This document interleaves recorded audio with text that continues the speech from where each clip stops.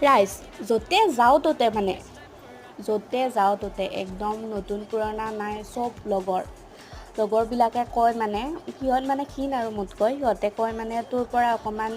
গা দিবিচোন মোক কাটি আৰু সেইটো কাটি লৈ যাব পৰা বস্তু নেকি বাৰু ভাই তহঁতক মই এটা টিপছ দি আছোঁ শুন টিপছ মানে কি আৰু মই কেনেকৈ শকত হ'লোঁ সেইটো কৈ আছোঁ শুন ৰাইজ এতিয়া আচল কথালৈ আহোঁ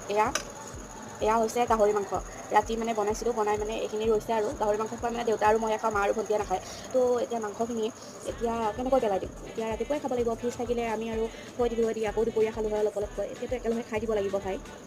এতিয়াতো আমাৰ ঘৰত ভাই ফ্ৰিজ নাই এনেকৈ যে থৈ দিম আকৌ এইখিনিকে দুপৰীয়া খাম তো আমি একেলগে খাব লগা হৈ যায় সেইটো এটা সকলোৰে মেইন কাৰণ আৰু যিমানবিলাক ফ্ৰুটছ আনে আৰু ফল মূলবিলাক সেইবিলাকতো দুদিনতকৈ বেছি ৰাখিবই নোৱাৰি আৰু ফ্ৰিজ থাকিলে কথাটো বেলেগ সেইবাবে আৰু যিখিনি বস্তু আনে গোটেইখিনি খাই দিওঁ সেইকাৰণে মানে ইমান শকত আৰু মই সেইটোৱে কাৰণ বাৰু মই এতিয়া খাওঁ দেই ৰাইজ আপোনালোকক